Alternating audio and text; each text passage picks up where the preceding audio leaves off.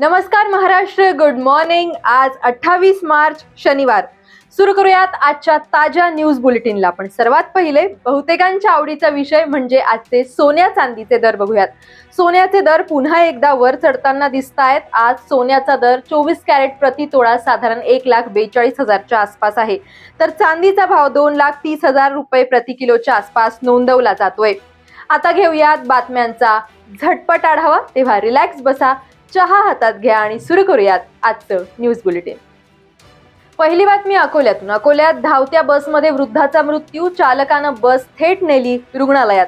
काळजाचा ठोका चुकवणारी घटना अकोला मलकापूर बसमध्ये प्रवासादरम्यान 90 वर्षीय वृद्धाचा मृत्यू घडलेला प्रकार लक्षात येताच बस चालकानं प्रसंगावधान दाखवत बस थेट नेली अकोल्याच्या शासकीय वैद्यकीय महाविद्यालयात। मात्र उपचार सुरू होण्यापूर्वीच वृद्धाचा मृत्यू।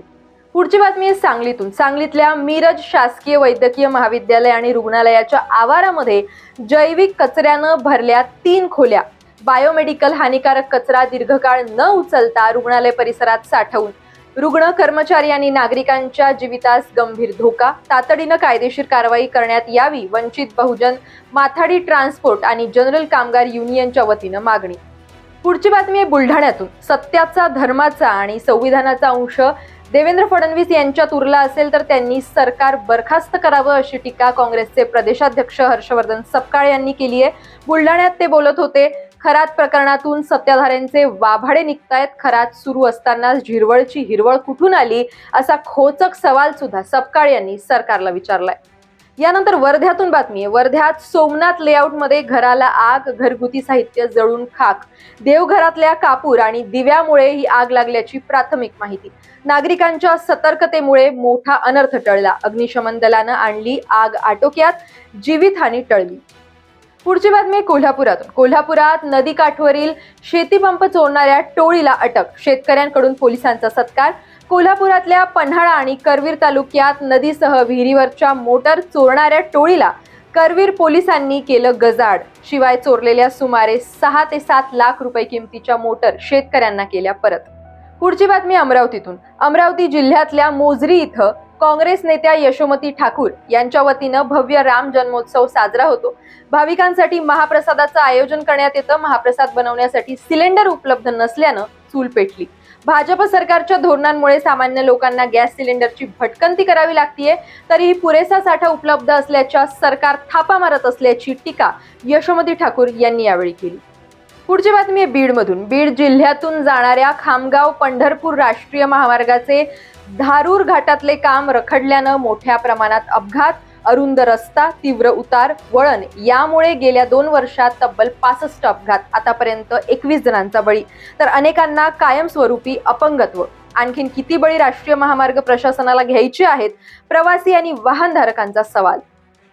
पुढची बातमी सुद्धा बीडमधून। पावसाळ्यात मोठ्या प्रमाणात पाऊस पडला तरी सुद्धा नदी आणि ओढ्याचं पाणी आलं तसं वाहून जातं। परिणामी जानेवारी आणि फेब्रुवारी मध्येच पाण्याची कमतरता जाणवते। बीड जिल्ह्यातल्या बहुतांश गावातलं हे चित्र आहे। हे लक्षात घेऊन बीडच्या धारूर तालुक्यातल्या हिंगणी या गावामध्ये दिलासा सेवाभावी संस्थेच्या माध्यमातून आणि ग्रामस्थांच्या सहकार्यातून परिसरातल्या नदी आणि ओढ्यांचं होणार खोलीकरण। भगवानगडावरच्या मंदिरासाठी 4 कोटी, सप्ताहासाठी 1 कोटी। भाविकांनी देणगीची रक्कम सांगताच पंकजा मुंडे यांची मिश्किल टिप्पणी। राजकारण संपल्यानंतर मी सुद्धा हबप होणार। बीडच्या भायाळा गावामध्ये सप्ताह सांगते प्रसंगी पंकजा मुंडे यांचे जल्लोषात स्वागत। सांगलीत सार्वजनिक शौचालयात पाण्याची सोय नाही, तुटलेले दरवाजे आणि घाणीचं साम्राज्य।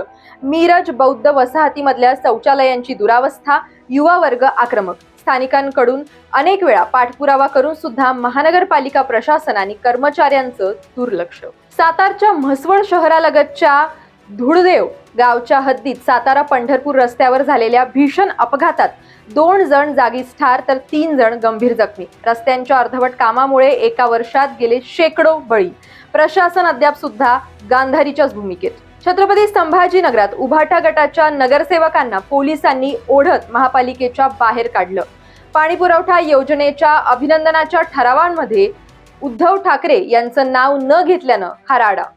लोणावळ्यात सुट्ट्या पैशांच्या किरकोळ कारणावरून मोठा वाद। जुना पुणे मुंबई महामार्गावर एका पेट्रोल पंपावर पेट्रोल भरल्यानंतर सुट्टे पैसे देण्याघेण्यावरून हा वाद झालाय. वादाचं रूपांतर थेट मारहाणीत झालंय. हा सर्व प्रकार सीसीटीव्हीत कैद. या प्रकरणी लोणावळा शहर पोलीस ठाण्यात 5 जणांविरुद्ध गुन्हा दाखल. छत्रपती संभाजीनगरात जागेवरून एमआयएम आणि वंचितच्या नगरसेवकांमध्ये वाद. विरोधी पक्षनेते समीर बिल्डर आणि वंचितचे नगरसेवक अफसर शेख यांच्यात वाद. महानगरपालिकेच्या सभेमध्ये नगरसेवकांनी घातला गोंधळ.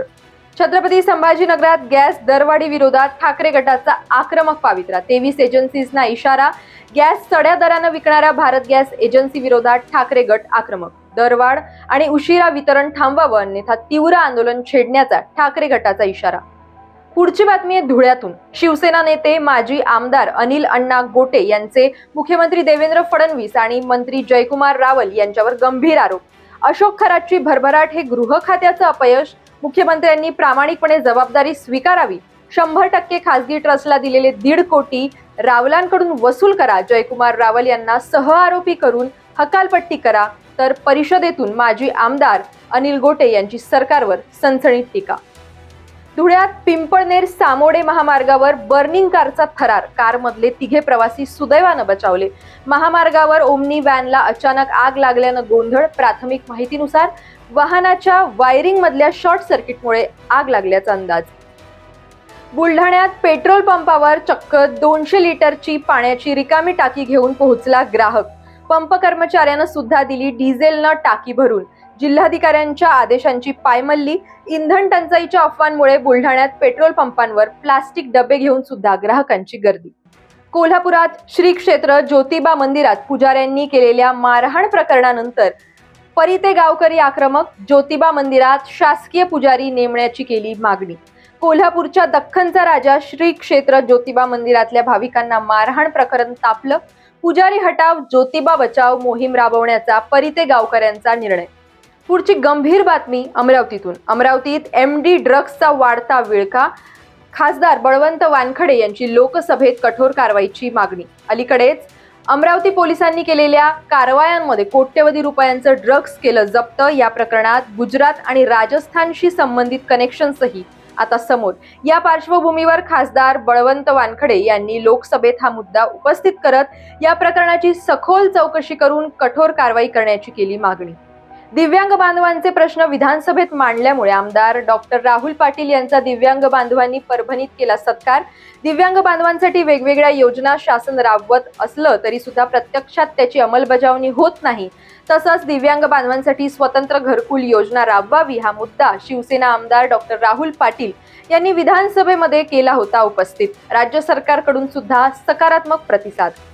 पुढची बातमी पिंपरी चिंचवडमधून. पिंपरी चिंचवडमध्ये चैनीचे जीवन जगण्यासाठी घरफोडी आणि वाहन चोरी करणाऱ्या एका सराईत गुन्हेगाराला वाकड पोलीस ठाण्याच्या तपास पथकानं अवघ्या 24 तासातच ठोकल्या बेड्या. या कारवाईत पोलिसांनी 2,67,000 रुपये किमतीचा मुद्देमाल केला जप्त.